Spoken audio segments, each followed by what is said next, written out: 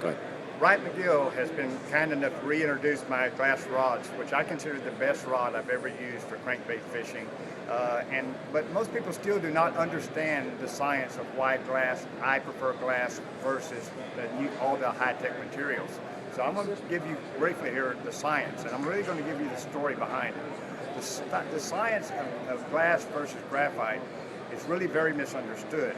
Everybody tries to relate it to actions or fast tips, slow tips, etc. The reality is what are the advantages of a high-tech rod? Now, they have tremendous advantages. In fact, if I'm fishing finesse baits, I would be fishing one of Ski Reese's rods, okay? Because you need that sensitivity. That's the number one thing to keep in mind here what I'm talking about. Those rods are super sensitive. And if I'm fishing any bait that the strike occurs, and here's the key, when the strike occurs on a slack line, then you need high-tech, that sensitivity. But now here's the other key with glass, and here's where the science starts. Glass, when most of your strikes occur on a tight line, okay, you do not want that sensitivity. And here's the story behind that, to back that up. In 1976, I won my very first world championship. I had nothing but little short glass rods back then. I didn't even have our beautiful 7-foot glass rod that we have now.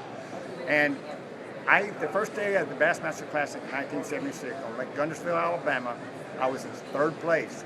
It was a 10-fish limit back then. I only had 7 fish. I lost 6 fish that day. And it blew my brain away because I didn't lose that many fish in a year. But here's what happened. Right before we left for the Classic, I was so broke that I had to hawk a shotgun to get to the Classic. And on top of that, Skyline Graphite was the first company. They sent everybody in the Classic that year these brand new, beautiful, high-tech rods that I didn't know anything about. But they really, all my rods had broken tips, and I put other tips back on them. So I left all my rods home and took all these new rods with me, not knowing anything about rods, you know. And when I got there, you know, that's what I fished with. Like I said, I lost 7 fish the first day. The second day, I took the lead, but I lost 6 fish that day. And that's really, even though I had the lead, I'm worried because I don't lose fish. I've been I didn't know why. I just thought, you know, it's the way I fished and how the hooks I used and all of that. The final day, I'm leading the Classic. Remember, I'm broke. I am amped. And I get out there, and the first 3 fish come off, a hook, they come off. And my brain goes, what's wrong here? What am I doing wrong? What am I doing wrong? I'm fixing to blow the world championship in fishing, which would turn my whole life around. In fact, I might even not be here standing in front of you right now if I hadn't won that tournament. And like I said, the first 3 fish in a row, I was throwing a little Bagley honeybee squarebill, and I threw it down this riprap, and I'd reel it down, and I'd stop it. And when I stop it, I'm sitting there feeling, and I feel this little tick. When I feel it tick, I explode on the fish. I get him about a foot and a half, boom, he's off. 3 in a row, and I'm going, this is crazy. I'm blowing the world championship.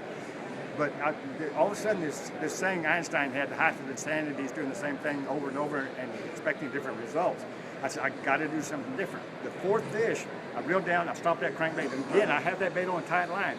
I feel the thump. Instead of exploding on the fish, I pushed the rod straight at the fish, and then I set the hook, and every one of them had swallowed it after. And that's when it hit me. You know, with the beauty of that high-tech material is that sensitivity, but it hurts you when you've got a bait on a tight line. Because when the bass inhales a lure, he inhales it at 20 miles an hour.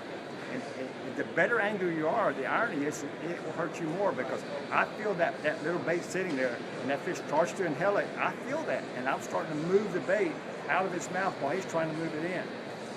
That split second that glass, now then it hit me. The glass didn't have that sensitivity.